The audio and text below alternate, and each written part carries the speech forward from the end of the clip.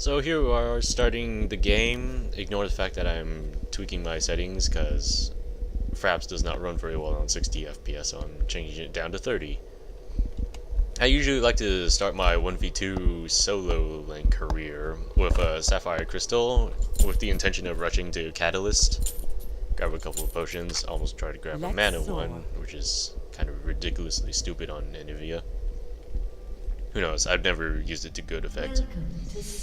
So first thing I thought was I was going to go to bottom lane, which is not a good thing for me, but then I realized that Teemo and Evelynn are going to camp on Golem, which is actually a smart thing, because Amumu is jungling, and if they ward our Golem with the intent of screwing up our jungler, that would not be a very good start to our game at all. You can see me screwing around in chat. So I was about to say preferably, now I say maybe, then I'll say top lane please.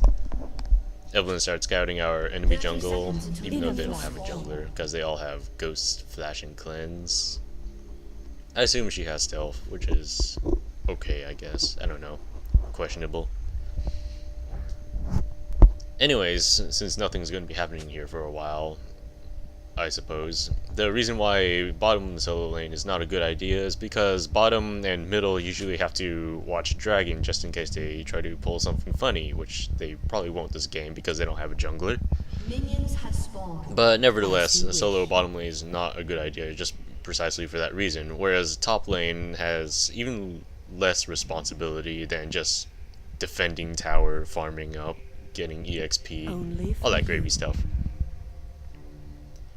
So Amumu and I are camping Golem because that's where he wants to start, apparently. I would assume so. I chuck Flash Frost because I can waste the mana to do that.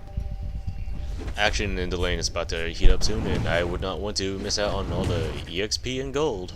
Because, who knows, a level advantage can afford you extra skill points, and that could make quite a bit of difference, I found. So we see here that Twitch decides to make himself known in top lane in spite of choosing stealth first. I don't know why he did that, but now I know, and I feel a lot safer already. Dodging that dark binding is pretty trivial for me because I know how to dodge things, but some of you newer people might not. Anyways, chuck a Flash Frost in there for some damage and minion kills, even though it's only one. Every one of it counts, and Morgana's trying to deny me. And since the EXP range for mobs is now 800, which is not too much farther than my Flash Frost range, actually, I dodge another Dark Binding. Anyways, I have to get in much closer than I would normally like to get all the EXP possible. And being a solo laner, one of the points is to get as much EXP as possible. There's Twitch trying to deny me, but I don't fear Twitch as much as I do Morgana. Because Morgana has Dark Binding, which CCs me, and that lets Twitch lay down his AD madness on me with impunity. Right now, Twitch is trying to do harass. It's not too effective because, like I said, he needs Ultra Farm to be super deadly. Getting close again, being worried about Twitch, but Twitch is visible on the minimap, so I'm not too worried. Only for you.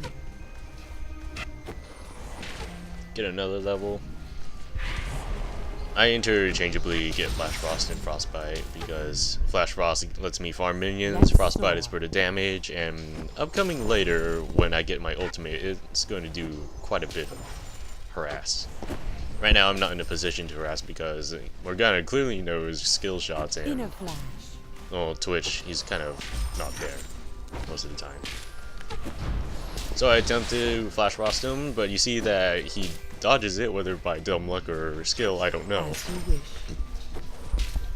So it seems like that harassing at this early level for me is not going to be a very good option, so I'm just going to resort to last hitting minions. And making sure my tower is protected and happy. So Morgana starts throwing down that dark goop stuff. I forgot what it's called. It's Tormented Soil.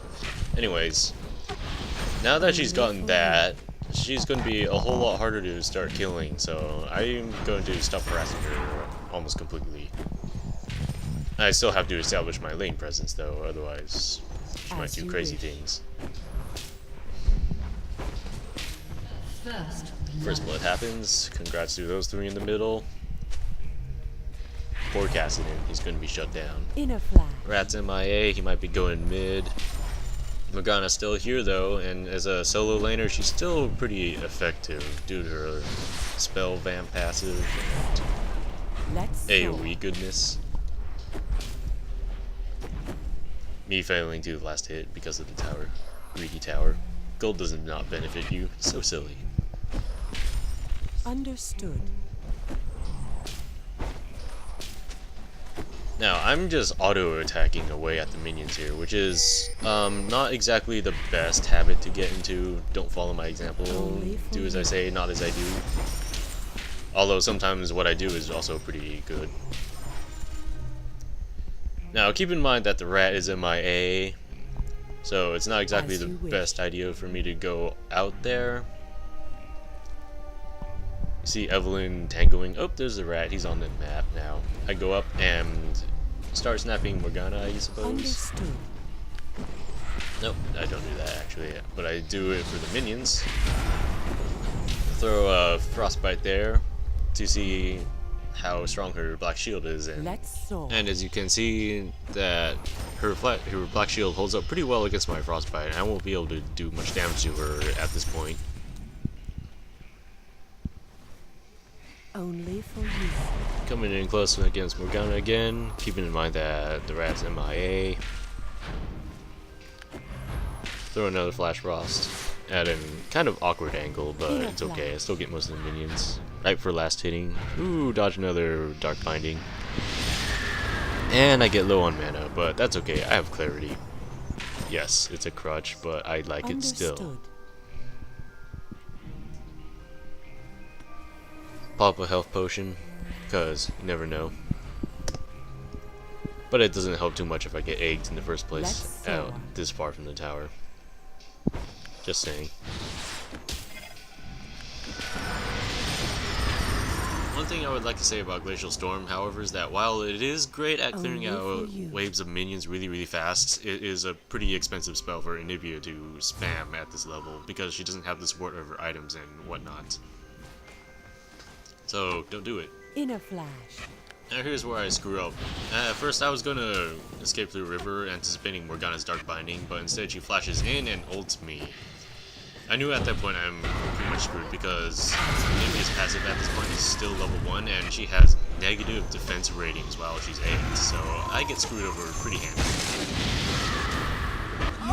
Anyways, to avoid what I did there is don't get flanked in the first place. Getting flanked is one of the worst things that can happen, and even though I probably could have escaped from river, Kassadin was there to show up and block off my access anyways.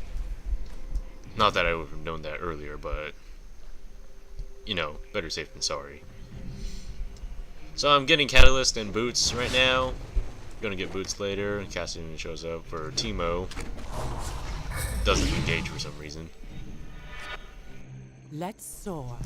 So the one thing I like about movement speed is that it lets you get away and stay away from people, which is the kind of style I like to play instead of relying on other stuff and wits and wiles. Understood. Although that's good too. I like playing mind games.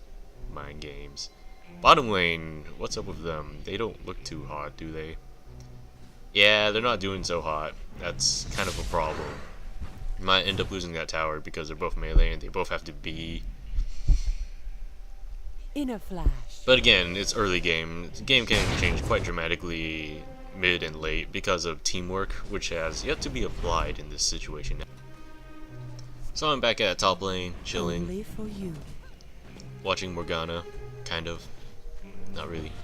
Rat's in middle, so I know that it's kind of safe to go out a little bit. Start chucking spells at the minions, farming up. Maybe it's a great farmer that way.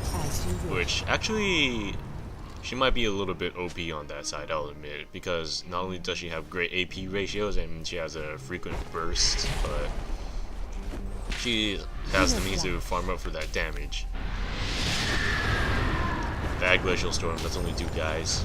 I'm sad for it, yes. Morgana starts charging me, I go, oh shit, don't kill me! And I fail. because Twitch shows up and everything, they're like, we're in position to kill you, and so, no, I'm ghosting away, and Morgana's like, I'm gonna catch you, and I'm like, no, I won't, and I kill you.